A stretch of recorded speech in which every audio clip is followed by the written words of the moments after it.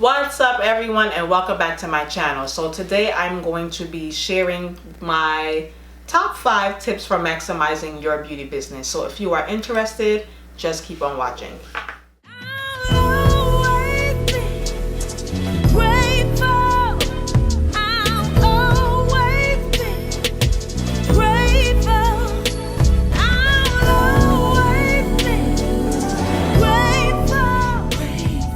So, as you can see from the title, we're going to be getting into my 5 tips for maximizing your beauty business.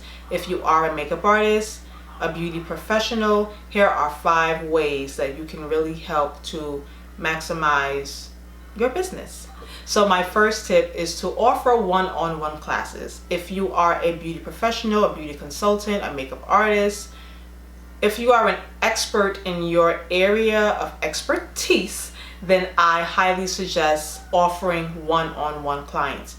I love servicing that woman who never worn makeup before, that the one that's intimidated by a makeup brush, that goes into stores and feels overwhelmed. Those are the women I love, because to see their self-confidence and their that boost of confidence that they just gain when they learn a little something, honey. Yes. So I highly suggest offering one-on-one classes. You can do this hands-on. You can do FaceTime. You can do via a private Facebook group. You can do via Zoom. There's so many different platforms where you can have this done. People love attention. So offering this on a one-on-one basis means that you are giving this person your undivided attention that is solely about them. There's no one else to worry about. It is all about them. Everyone loves attention. So putting one-on-one classes out there definitely can help to maximize your business. If you have a website, be sure to offer this on your website. I like to leave a full description of what it is that we'll be going over, what is expected of them. Come with a clean, fresh face, come with your A game, come with confidence, and get ready to transform your look. And it really does help get them pumped up. I can't tell you guys the amount of experiences I've had with clients who have taken one-on-one classes with me. And I'm gonna be real with y'all, some of them ain't even my client anymore because they don't learn how to beat their face to the gods, honey. And it's great when they can graduate and not need you anymore. So, offer a one-on-one class. Another way, I have my notes here. Another way that you could really maximize your beauty business is if you are dealing with people who want the education but not so much on a personal level. Maybe they don't like attention. Maybe they would do better in more of a classroom setting where they can kind of hide but get the information at the same time. Or from master classes. So your master class can be anywhere from 5, 10, 20, 50. If you have the space to hold them, go for it. Offering master classes, it can be done on the beginner level, it can be done on the intermediate level, it can be done on professional level. So if you have other beauty, thank you, Symphony. Hey, Mommy. Good job. Hey, Mommy. All right, you put it there. If you have others who are in the beauty industry who can glean and learn something from you, offer a master class. Teaching a master class, I actually taught one September 21st, and there was about maybe like 30 students. And they were excited. Like, they brought their own makeup kits, and we were able to just sit down, and we did it for like maybe 4 or 5 hours, and we did a complete face, and they were just so excited at the end of it. I had a photographer, and they were able to get pictures done. So, just ways to really help to maximize your business, and it helps to get the name out there as well. Another way that I like to maximize my business, and also with the first 2 options, is to be a personal shopper. So if I have a client who was a one-on-one, normally what I would do is have that client bring their entire makeup stash. Before we get into any makeup, I normally find out what kind of look it is they want to achieve. If they have any experience with makeup, what their typical makeup style consists of. I will go through the entire kit, see what needs to be replenished, what needs to be thrown out, what can be salvaged, what needs to be replaced. A lot of times the average woman doesn't know when things expire. A lot of professionals don't even know when things expire. So if you look at the back of your beauty products, it typically would have a container with a lid. It would have a number, and then it usually would say M next to it. It would say 12, 24, 6, whatever the number may be. That basically just means that you have, let's say if it says 24M, it means you have 24 months from the day you open that container when the air hits it before it expires. So you have 2 years before it expires. Once the air hits it, expiration starts, because normally things are sealed tightly. So that's what that's about. So you go through their kit, and sometimes if you ask someone, how long have you had this foundation? They'd be like, girl, I had this for like 10 years. When MAC first came out, I had this palette, or I bought this, when I was in college, and they like got kisses in college now. So it's time for that stuff to be thrown out, and that way you're able to teach them when, it's a good time to start throwing products out, how to recognize smells, something they probably wouldn't be able to get on a more broader level. So having that one-on-one is great. And when it comes to personal shopping, once you go through the kit and you see what needs to be replaced, then you now pull out a book, you make a list, and you can say, well, we can save this, but here's what needs to be replaced according to your needs or whatever it is that you told me that you wanted to achieve. Here is what we need to buy now to make this achievable. And they will set a budget. So you would set your rates for your one-on-one, whatever your rates are, depending on where you are, what it is you're teaching, whatever the case is, what you're providing.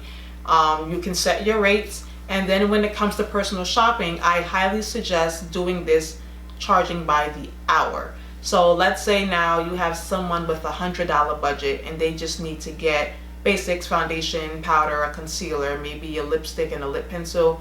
They have $100 budget. You can take them to a Target, a Walmart, go to a drugstore, and you'll be able to get everything they need for that $100. If you have someone now who says, I really love MAC, I wanted to get replenish all of my products with a MAC, with all MAC products, and they have a budget of, let's say, maybe $250. You'll be able to go to the MAC website, write down the recommendations based on what they have in their kit or what needs to be replenished, so that when you get to the counter, you're able to help them choose their foundation shades, you're able to help them pick out colors for their palettes, and they really would appreciate that, especially going to a big department store or a makeup counter where there's usually not a lot of help, because usually the makeup artists or beauty consultants are trying to juggle 3 and 4 customers at one time. So having you there, once again, everyone loves attention, some form of attention. Having you there now eliminates the makeup artist on staff or the beauty consultant from trying to juggle, and you are there to give that client, your client, the undivided attention that they need. So personal shopping is great. Once again, I would just suggest charging by the hour. Once upon a time, I used to charge a flat rate, up to 3 hours, but then, time is valuable, and you don't want to end up spending 3 hours with something that could have been done in an hour, but then now you owe that customer, that client, 2 hours, so you're just walking around killing time. So I started charging by the hour, and it kind of keeps up with your time is valuable, so is mine. So that way they know for a fact, I'm paying for this by the hour, let's get this done, let's be efficient with it, and it really does help to cut back on wasting time. Going to a makeup counter with your client really does help. Like I said before, it really gives that client the individual and undivided attention that they desire. You're able to cater to all of their needs. They're able to get everything they need, and they've already had the one-on-one lesson. You can either do your personal shopping before or after the class. So if you decide to do it before, then I would suggest having some of your kit items as well, because if their products need to be thrown out, then they need something that they can use in the meantime. Have your products there. This is why I keep a combination of drugstore and high-end products, just in case I have a client who says, well, I don't care to have high-end products in my own personal makeup stash. Maybe they just want a CoverGirl Superstay, or they want it's not CoverGirl, that's Maybelline Superstay, or whatever drugstore foundations are out there. Maybe they just want that. So having a few within your kit really does help, so they can get a feel of it before, especially because at drugstores you really can't try on products, they don't have testers. So having a few on hand is fine. If you go to a makeup counter with them, let's say they have an $800 budget and they decide they want to go and get nothing but Chanel, you're able to take them to the counter. Once again, you can give that makeup artist that's on counter a break from trying to juggle, 5, 6 people at the same time. You are there with the client. Just make the makeup artist there aware, hey, I'm here with my client. I'm helping her build her personal makeup kit, so I'm going to take care of her. But if I need you for anything, I'll be sure to let you know. Just build that mutual respect from makeup artist to makeup artist, so that way they don't feel like they're belittled or they're not, valued, whatever the case is. So just keep that line of communication open. Go to the counter, really give your client that experience that they're looking for, and have fun with it. Have fun with it. Makeup is supposed to be fun. My fourth way that I like to maximize my beauty business is by offering a product. So when you are in a service-based industry, it is really hard to make money unless you provide a service. So having products is something that really can generate revenue even if you are asleep. If you are interested in it, you can do a cosmetic line, you can do eyelashes, you can do a brush line, you can, target a specific thing in the beauty industry as far as maybe lipsticks, a lip gloss. It doesn't have to be foundations, concealers, and powders and a whole line of cosmetics. Maybe you don't have a desire to do all of that, but just choose one thing that you know for a fact that if you get up every single day, you're not going to be like, oh my God, I need to do this. So find something that you really love. That one, I love complexion, so I love foundation, I love concealers, and I am looking to launch a cosmetic line with complexion products in the near future. So be on the lookout for that. I also am going to be releasing a brush line very soon, and having products on hand is really great. Another way that you can really help to maximize is by offering an ebook or a tangible book, a regular book, a printed book, not a regular book. I love ebooks because I am an iPad, I'm an Apple girl, I'm apostolic. I love my Apple products. My iPad is with me all the time, and it is easier for me because I travel a lot to just have my iPad with me and I can read a book that way. But if you have, once again, knowledge that you can share with the rest of the beauty community, then share it. I want us to get out of this crab in a barrel mentality where if, we're reaching our hand out to help someone up, but then with the other hand, we're pulling them down with this, do good, just not better than me mentality. We got to cut that out. There is enough clientele, there is enough growth, there's enough money for all of us. So there's no need to be stingy with anything that you know. Don't ever feel like you can overshare to the point where it would take away something from you. There is no such thing. I literally share anything that I find that is of value that can help the next person grow. I'm sharing it. I don't always have to charge for what I know. Now, I'm not saying go out there and do one-on-ones for free. I'm not saying that. But when it comes to sharing with your fellow makeup artists, I love books. There's a book on color theory. I will link that in the description box below. I've shared that with number one, I ain't write that book. So they eventually gonna find out about it anyway. But there's no need to be fearful of someone taking what is yours. What's for you is for you. That's a whole other video. But do an ebook. Share the little knowledge that you know, the lot of knowledge that you know. It doesn't have to be, a 1,000-page book. You can do an ebook of just a couple of pages.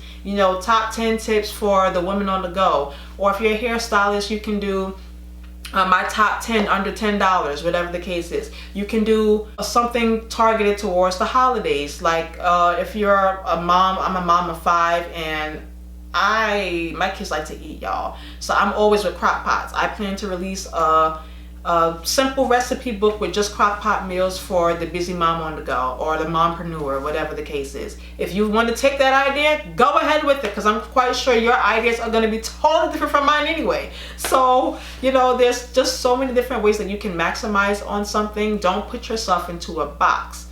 Just don't put yourself into a box. Have merchandise.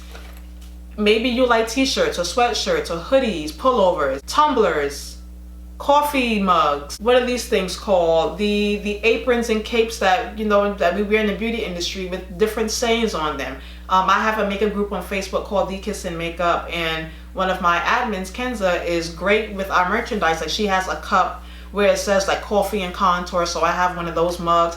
I have a tote from our website that says Melanin Queen. Like, there's just so much that you can do. Do not put yourself into a box. Think of something that you can do that you would love to do, and you don't mind getting up every single day and doing it.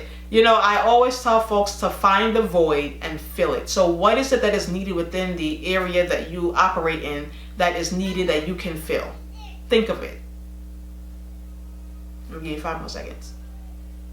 What is that thing? Write it down and maximize on it. The next way that last way that I like to maximize my beauty business is with photography. What? You ain't no daggone photographer. You're right, I'm not. But here's how I do it. So I also, as I mentioned before, I service a lot of brides, and we all know if you've ever done a bridal party before, we always save the bride for last.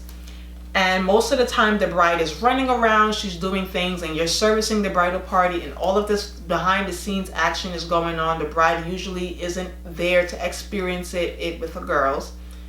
And they want to, they wish they could. So what I do is I take my camera with me, I set up my tripod and my light, and I angle it wherever my beauty chair is going to be, where my client will be sitting. I angle my camera just perfect so we can get myself in the shot. We can get, you know, a good pan of the room, but it's really targeting a person in my chair. I have a remote that I got from Amazon, and as I am, you know, doing the face with one hand, my left hand has the remote. Click, I can click pictures while I'm working. I usually will put those pictures onto a digital file, and I will show the bride, here's some shots that I got, and especially if they don't have a photographer to capture those behind the scenes. What is the word? I cannot believe that my brain is like, this is what happens when you get old, y'all.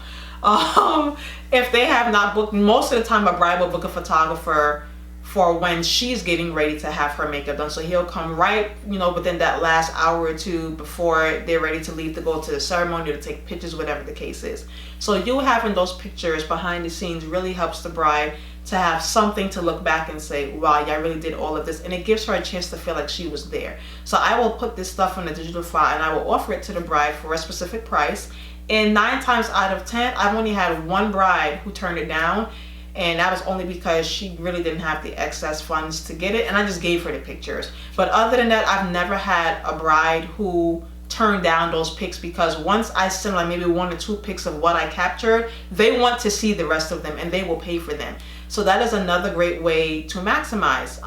If you don't have a professional camera, or, you know, a DSLR camera, if you have a great phone like the iPhone 11, the iPhone 8 has a great camera on it, you can get a tripod, up your phone, use the back facing camera so you can get the best picture quality. Amazon also sells remotes for Android and iPhone, and you just set it up, and the same thing I do with my DSLR, you can do with your phone. Take, you know, beat the face, take a pic. Like simultaneously, like you can do both at the same time.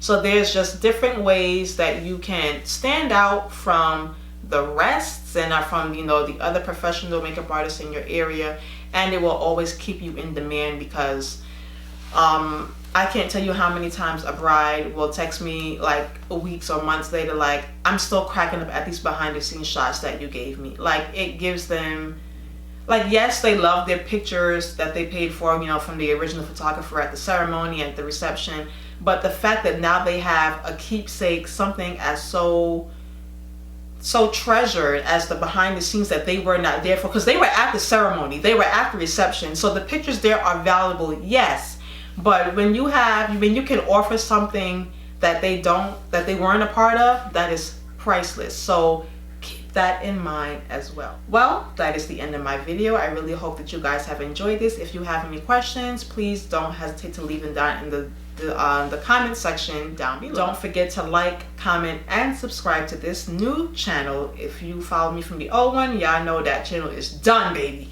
So we here now. This is our new home. So once again, please make sure that you subscribe and share this video with someone who you think it could help. And I will catch you all in my next one. Bye, guys.